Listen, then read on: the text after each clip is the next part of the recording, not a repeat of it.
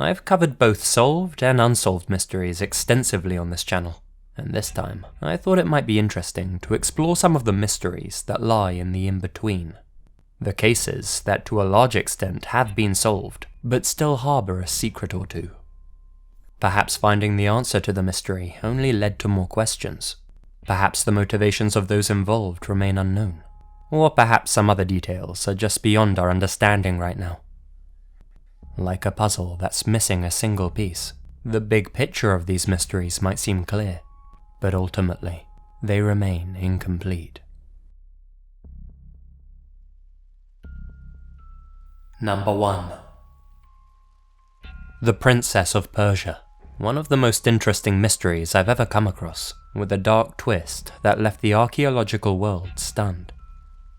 It was the year 2000, and the police force in Pakistan received an unusual tip-off. A trio of men in the province of Balochistan, right on the border with Iran, were trying to sell a very unusual antique on the black market. A real-life mummy from the ancient world. The price tag for this rare treasure? $11 million. Since they were clearly violating the Antiquities Act, the cops decided to pay them a little visit. The men claimed that they had purchased the relic from a man in Iran, and that they had no idea that what they were doing was illegal. Regardless, the group was arrested. The police then turned their attention to the mummy itself. It was encased in a sarcophagus, upon which there was an inscription. It read, "I am the daughter of the great King Xerxes. Mazareka protect me. I am Rudigoon, I am." Rudigoon, the daughter of King Xerxes? Anyone who likes their history will know that he wasn't a pharaoh of Egypt. He was the king of Persia from 486 to 465 BC. Some of you might know Xerxes from the movie 300, and yes, it's true, he was a real king, but it's safe to say that in reality, he wasn't a 10-foot tall demigod. Regardless, this was still a major find. After the news got out about the discovery, the archaeological community was abuzz with excitement, but not just because King Xerxes was such an important historical figure. You see, no mummy had ever been discovered that wasn't Egyptian. Up until this point, mummification was believed to be an exclusively Egyptian practice. If the corpse inside the sarcophagus really was an authentic Persian princess, then this discovery would completely change our understanding of the ancient world. Before anyone got too carried away and started rewriting the history books, some scientific examination had to be conducted. The authenticity of the mummy had to be confirmed after all. Archaeological experts were summoned to analyze the body inside the coffin. During this time, the governments of Iran and Pakistan broke out into a full-blown argument, fighting over which of their countries could claim ownership over Rudigoon's body. They both wanted to be the nation associated with this unbelievable discovery. Iran, formerly Persia, said that because she was a Persian princess, she was rightfully theirs. The Pakistani government countered with the fact that she was seized in their country, by their law enforcement. As such, she was now their property. This heated debate continued while experts tested the relic. They of course began by opening up the wooden sarcophagus. Inside, protected by a broken stone coffin, lay the embalmed remains of a female, 4 foot and 7 inches tall. This wasn't the body of a child, however. An X-ray of her bones showed that she had to be at least 21 at the age of her death. This seemed encouraging. People in the ancient world were shorter than those of us alive today. Indeed, more encouraging were the results of a detailed CT scan. The woman's brain and internal organs had been removed and replaced with a high-density material, just like an authentic mummy from the period. The sarcophagus also contained all the trimmings you'd expect, including real gold. The materials used to create the sarcophagus were then scrutinized. This is where everything started to unravel. The reed mat upon which she laid was proven to have been manufactured within the past 50 years. I'm not great with numbers, but I'm pretty sure that doesn't take us back as far as the BC era. What's more, the inscription on the outside of her wooden tomb was examined. More disappointment. Her name postdated her supposed death by several centuries and had been translated from Greek, not Persian. On top of all of that, tracings from a modern lead pencil could be found on the inside of the coffin. One final piece of damning evidence came from New York. A whole year prior to all of this, an expert at the Metropolitan Museum of Art received a set of photos of this exact same mummy. They were sent to him by an Iranian middleman. The group who sent him the photos wanted to sell the mummy to the museum for a hefty price. The expert quickly recognized from the photos that the relic wasn't authentic. In fact, he was able to deduce that the mummy's trappings had been made in modern-day Iran. This area of the world is well known for trying to make forgeries of antiques. The crooks who originally tried to sell the item on the black market had somehow got their hands on an authentic mummy from Egypt and tried to dress her up as a Persian to make more money. It was an impressive attempt at a forgery. The gang behind this had somehow gathered a goldsmith, a stonemason, and various other artisans in an attempt to pull the scam off. Despite the lengths they went to, however, they still made a number of schoolboy errors which thwarted them in the end. So, the mystery had been solved. The sarcophagus was a modern fake. True. The body inside wasn't that of King Circe's daughter. True. The whole thing had just been a get-rich-quick scheme. True. And the actual body really was a genuine Egyptian mummy. False. Here's where the plot really started to thicken. Though questions about the mummy's authenticity had been solved, an analysis of the mummified body itself only raised more questions in their place. Originally, the experts thought that the body really was a genuine mummy, since it had been so convincingly treated and preserved, and all of the organs had been removed. However, further examinations made one thing horrifyingly clear. The body was that of a modern woman. She could only have died in 1996. And what's more, she died violently.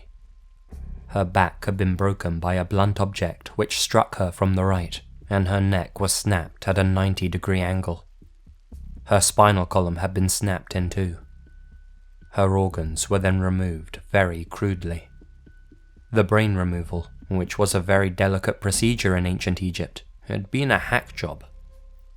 Whoever did this also made the mistake of removing the woman's heart, something that never would have been done during traditional Egyptian mummification. All of this happened within 24 hours of her death. And here lies the missing piece of this mystery's puzzle. Who was the woman in the sarcophagus, and who killed her? According to the original trio who tried to sell her on the black market, they had nothing to do with the woman's death. They simply bought the mummy as it was from someone else, who in turn bought it from someone else. Ultimately, the case went nowhere. The police determined that the dead woman was most likely from the Iranian-Pakistani border, but they've never been able to identify her. You'd have thought that someone who was only 4'7" in this day and age would have stood out in the area. Still, nothing was ever proven, and nobody was held responsible for her death. Since this case, 2 more so-called Persian princesses have turned up on the black market, both of them forgeries, and both of them containing real bodies. It seems likely that the same people are behind all this. Thus, this case remains a partially solved mystery. We may never know the real identity of the Persian princess, and her killers may never see justice for what they did to her. However, in 2008, she was finally laid to rest with proper burial rites. Nameless, yet undisturbed, no longer a piece of property.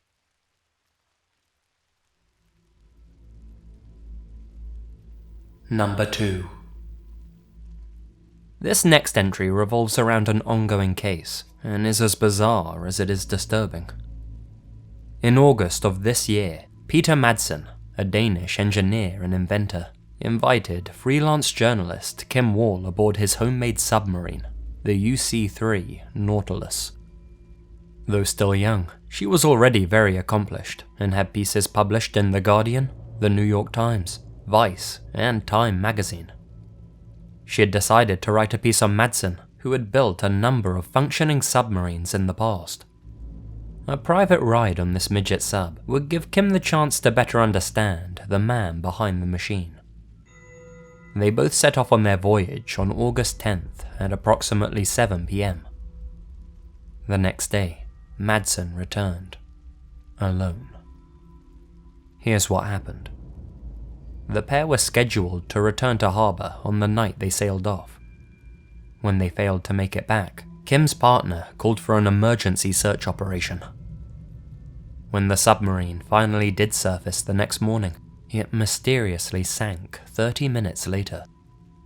Madsen had to be rescued from the water. Kim was nowhere to be found. When the police questioned Madsen about what happened, he said that he had dropped Kim off on an island prior to the submarine sinking. He said it sank because of a technical fault. They pressed him for more details.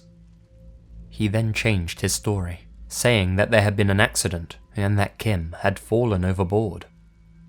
He was arrested for negligent manslaughter later that day. The police suspected that Madsen had intentionally destroyed the vessel in an effort to hide evidence of foul play. The next day, Madsen changed his story again. Now he claimed that Kim hadn't somehow fallen off the submarine.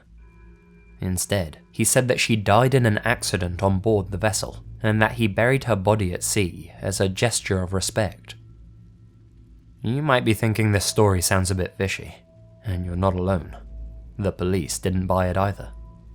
They told Madsen that his machine had been investigated at the bottom of the harbour, and it was confirmed that it had been sunk deliberately. 12 days later, on August 23rd, something turned up at the bottom of the harbour that really put Madsen in hot water. It was the torso of a woman. No head, no legs. Through DNA analysis, it was identified as the torso of Kim Wall. Forensic tests showed that she had been deliberately mutilated. With the passing of time, Madsen's story had changed and become more detailed. In fact, just last month, he admitted that he did indeed dismember Kim Wall's body, but still maintained that she died as the result of an accident. In court on September 5th, he said that as he was holding the submarine hatch open, he lost his footing, causing it to hit Kim on the head. She then fell down a shaft to her death. He said that in a state of suicidal psychosis, the rational part of his brain switched off, and he chopped up her body and threw her overboard. The prosecution called baloney. They said that they had found both hair and blood in the toilet of the sub, as well as a pair of women's knickers in the engine room. To top it all off, Madsen's computer had been thoroughly searched. On it, they found numerous videos that he had downloaded. They were of women being tortured and killed in a variety of bloody ways. Some witnesses even came forward, saying that they had seen Madsen watching videos of women being decapitated and asphyxiated. What's more, investigator Jens Moller told the court that Kim's torso had been stabbed multiple times. Was this to stop the body from surfacing to the top of the water? Or was it in fact her cause of death? A piece of metal had also been attached to the torso to stop it from rising. This seems to suggest a level of clear thinking that you wouldn't expect from someone freaking out. On the 6th of October, police divers discovered Kim's head in a plastic bag at the bottom of the water. It showed no signs of a fracture, nor any blunt force trauma, things that you would expect if Madsen's story was to be believed. In a separate bag, they also found her legs, along with clothes and a knife. On October 30th, Madsen changed his story one last time, saying that Kim had died from carbon monoxide poisoning on the sub, and that he dismembered her body afterwards. He says that he was just confused before, and that the metal door hadn't hit her on the head after all. He strongly denies murdering her, and still says that the whole thing was just an accident. This brings us up to where we are today. So, did Madsen really just panic after Kim's accidental death? Is this whole thing just a huge misunderstanding? I mean, it's possible. Personally, I think it's obvious that Madsen is a very disturbed individual, and not a particularly good liar. From what I've looked into, I think it's obvious that he killed Kim Wall to fulfill some sort of sexual fantasy. Still, the case is ongoing, and no doubt more details will emerge in the coming weeks and months. Keep an eye out in the news for this one. We may actually find out what happened on board Madsen's submarine that day, and how and why Kim Wall died.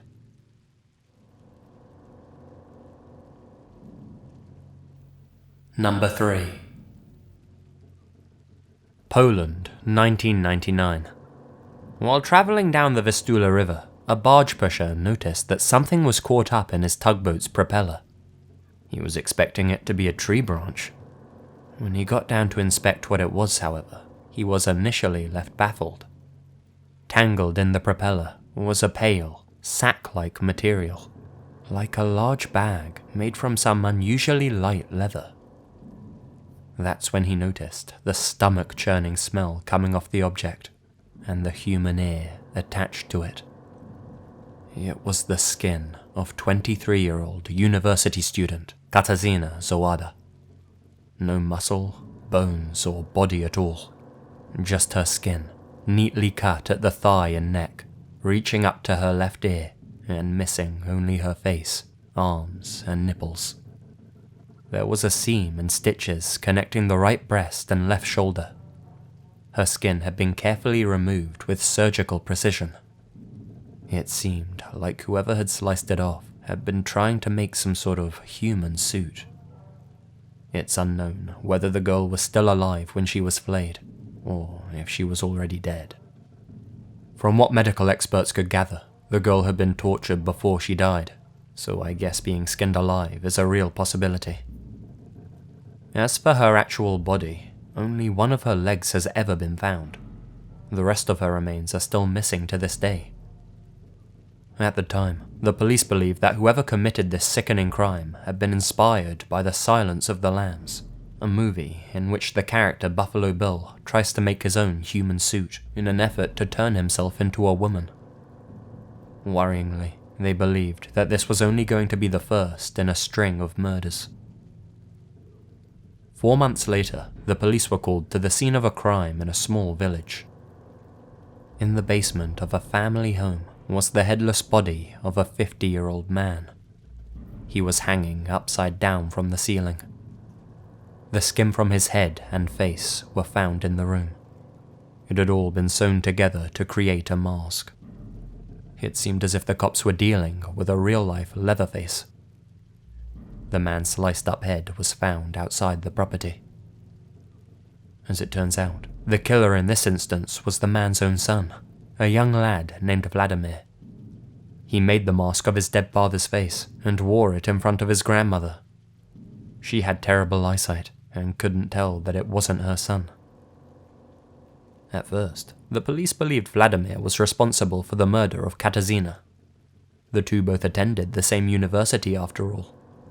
On top of that, there were so few instances of murderers skinning their victims that this couldn't possibly be a coincidence.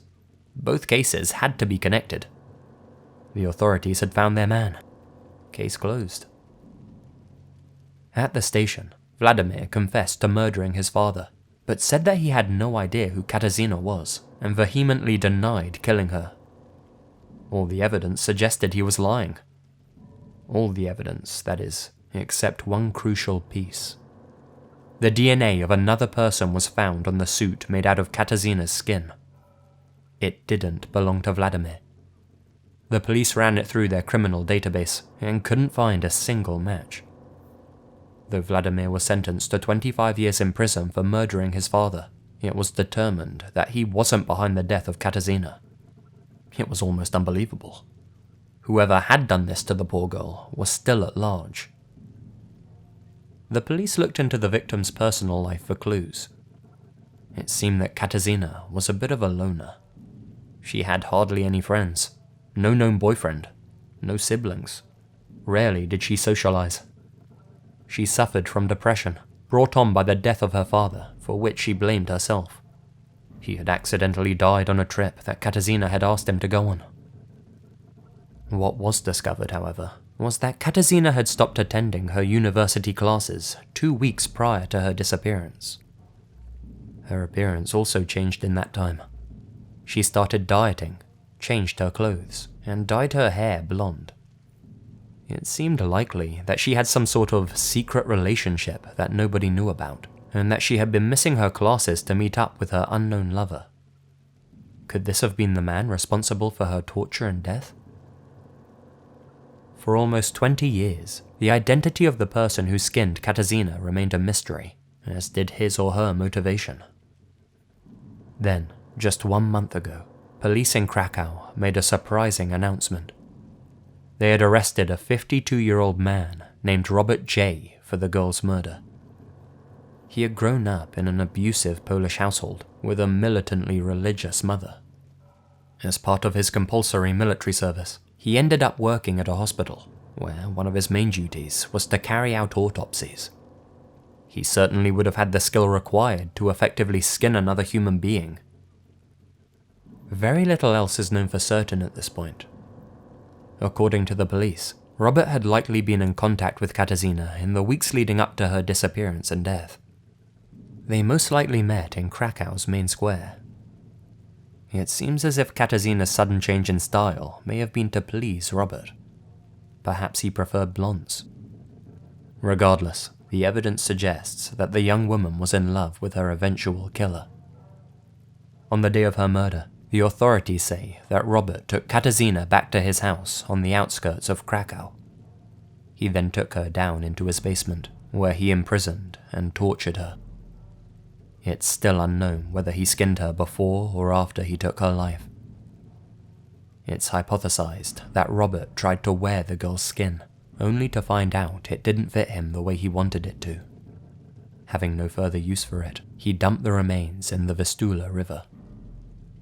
Again, like the case involving Peter Madsen, this one is still ongoing. Personally though, I think this case seems a little less clear-cut. Thankfully, we'll probably get most of the answers we're looking for. Though saying that, the Polish police are being particularly secretive with the information they have. In fact, the arrest of Robert J. came completely out of the blue. It will be interesting to see what else they reveal to the public in the following months, and what we learn from the trial. The most disturbing question that is yet to be answered, though, is this. Has he killed anyone else? Police psychologists believe that he's a serial killer. He fits the archetype perfectly. Recently, a notebook belonging to Robert was found. It contained the names and addresses of many women. Since Robert also used to live in Canada, both the Canadian and Polish police are looking into this, just in case any of these women have gone missing over the years.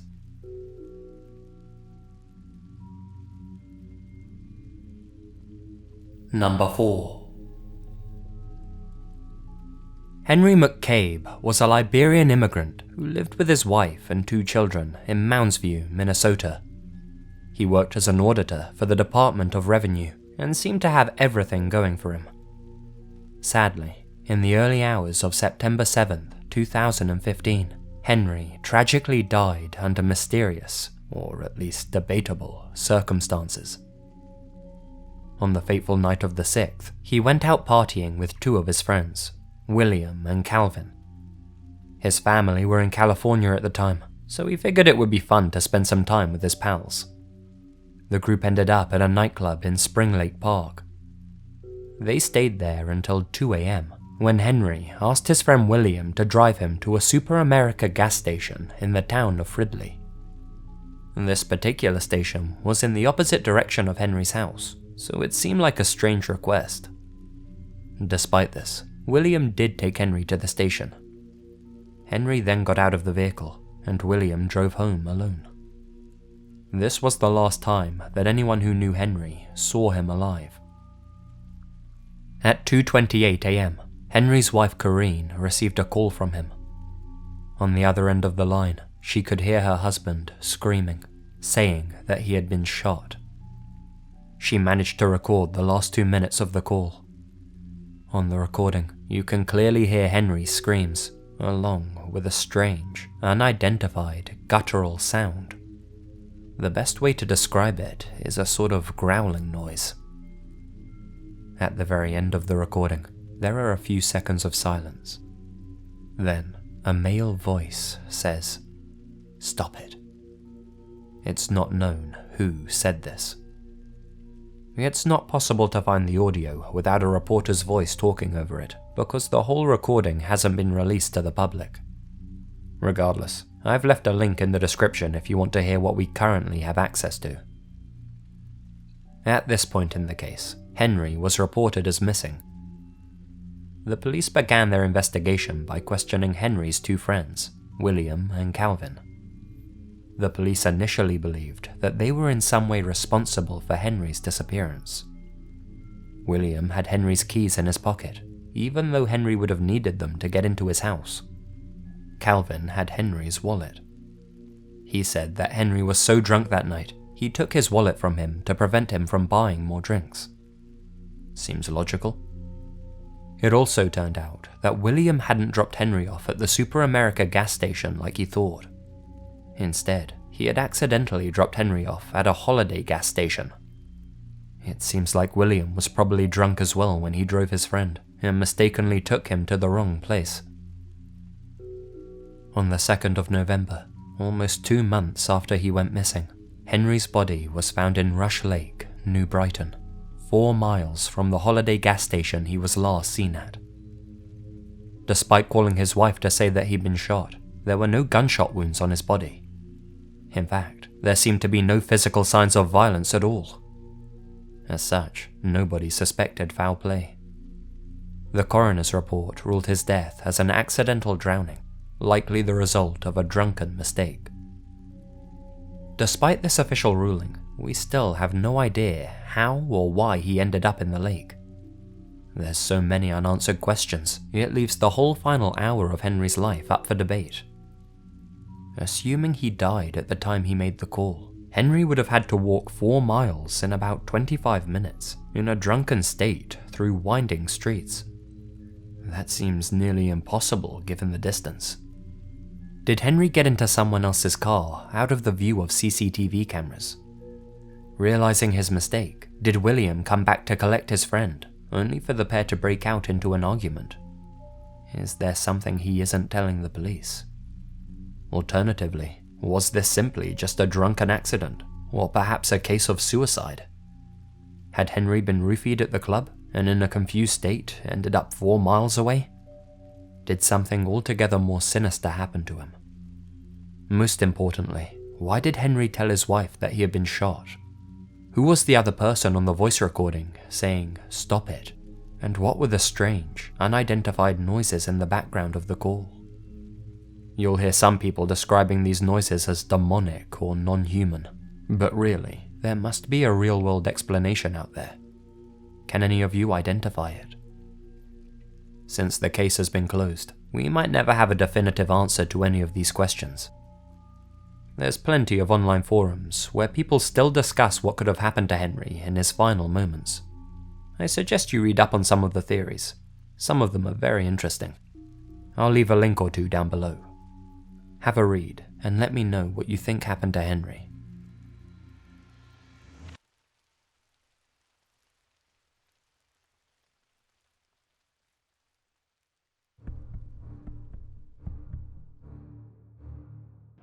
Howdy guys, Lazy here, and thank you very much for joining me on this one.